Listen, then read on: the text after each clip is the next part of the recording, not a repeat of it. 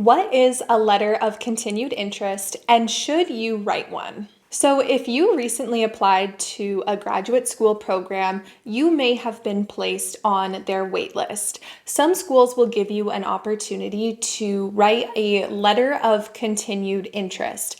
And basically what this is, a letter confirming your interest and enthusiasm for the program. It's also an opportunity to provide any updates to your application that the school should know about as they assess your application. So when should you write a letter of continued interest? You should write a letter of continued interest after you've been officially placed on the waitlist by the school. And I would say that timing really matters here. You want to make sure that you do it a few days after receiving the notification, and you don't want to wait too long before submitting it. So personally, I would aim to send the letter within 1 to 2 weeks of receiving the waitlist notification. You might be wondering, is it worth taking the time to write a letter of continued interest? In my opinion, yes, it's definitely worth taking the time to tell the school why you are interested in the program and reiterating your enthusiasm for the program. That said, writing a letter of continued interest is not guaranteed to have any influence on your waitlist status or your ability to get off of it.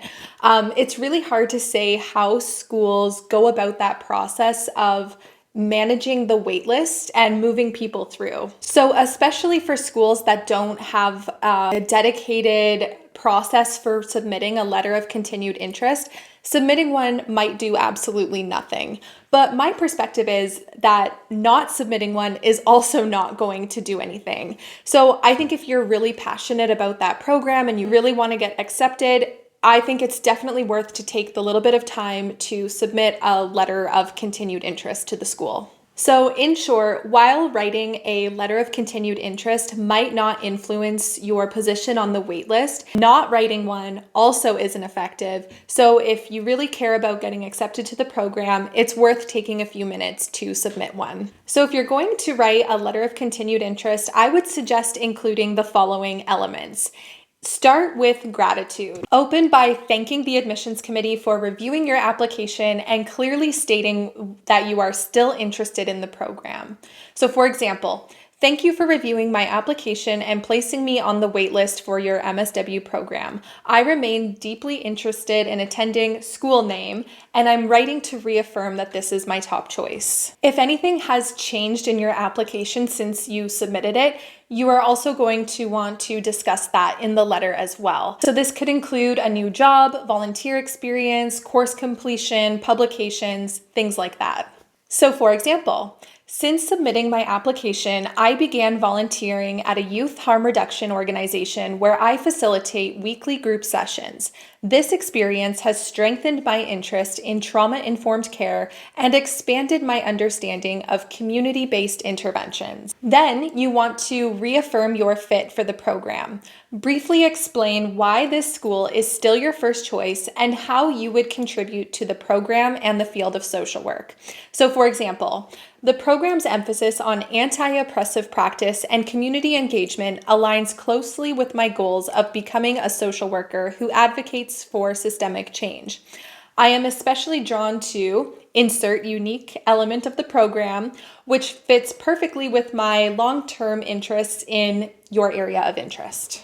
Then end with appreciation. Close it out by thanking them and expressing hope for consideration. So for example, you could say something like, thank you again for considering my application. I would be honored to join your community and hope to be considered if a spot becomes available. Your letter of continued interest should be relatively short. The point is not to rehash your whole personal statement. You want to just send a quick note that reiterates your interest and provides any meaningful updates. I would say that you should aim for about 300 to 500 words maximum. Admissions committees are busy people, and they've already gone through the effort of reading your personal statement as well as probably hundreds of other people's.